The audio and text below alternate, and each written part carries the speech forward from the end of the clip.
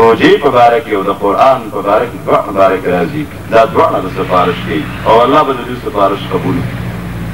نو قرآن کریم به د قیامت په ورځ سفارش کوونکی را رواني نو قرآن سره ملګري شئ د قرآن سره یو ځای شئ دا د خپل سینو سره ولګوئ په کور کې هم قرآن راولئ تلاوت هم کوئ زده کړه هم کوئ بس د قرآن دوستان شئ نو د قیامت ټولې مسلې به هم حل شي او بیا خصوصي طور فرمایي اقرأوا الزهراوین دو روښانه څیزونه خامخا لولئ هغه روښانه څیزونه څه دي په قرآن کې سورة البقره او آل عمران دا دواړه لولئ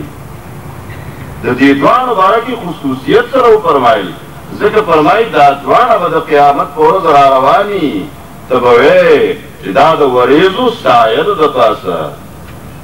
یا داسې به ښکاري لکه یو صاحبان چې د پاسه په سر پروتي او را رواني یا داسې به ښکاري نبي کریم صلی الله علیه وسلم یې مثالونه درې ورکړي لکه دا د مرغو سیل چې بره پرې هوا کې رواني او د یو بل سره یو ډېر شي وړاندې سایه کړي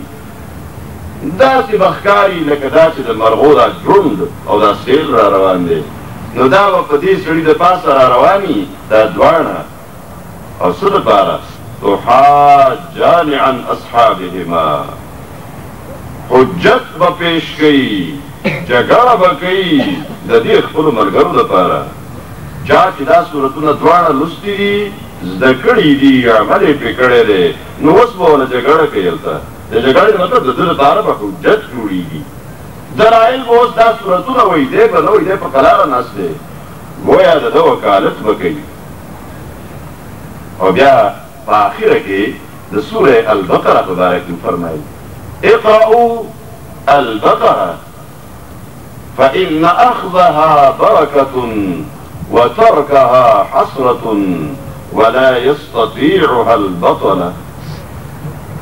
فرمایي سوره بقره لولئ خاص طور سوره بقره لولئ ځکه د سوره بقره اغستل یعنی خپلول لوستل زده کول عمل کول دا برکت دی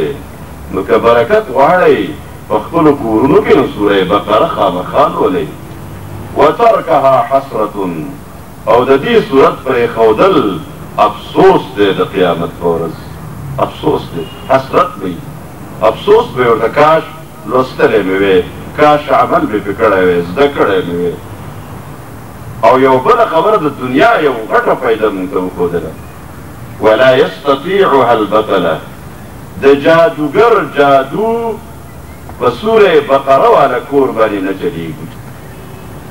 کوم کور کې چې بقره لوستې کېږي نو رسول الله صلی الله علیه وسلم فرمایي ولا يستطيعها البطله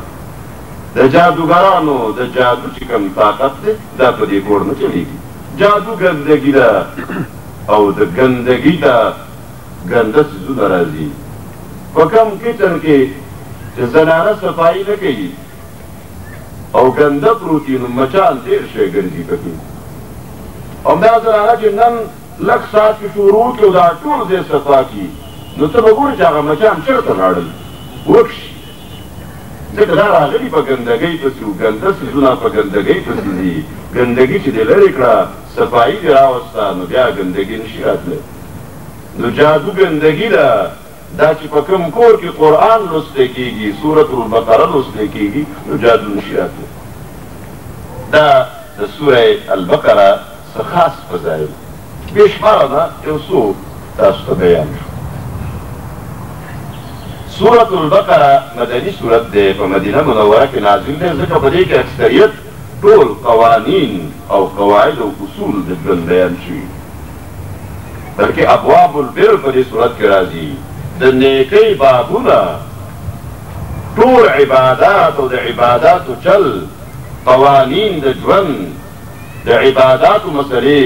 د نکاح او د طلاقو مسلې د حج او دا څومره څه چې دي تقریبا سوره البقره بیان کړي ځکه په مدینه منوره کې یو نوی ریاست د مسلمانانو جوړ شوی و نو د دې لپاره الله یو قانون ورکړو او زموږ دپاره هم دغه قانون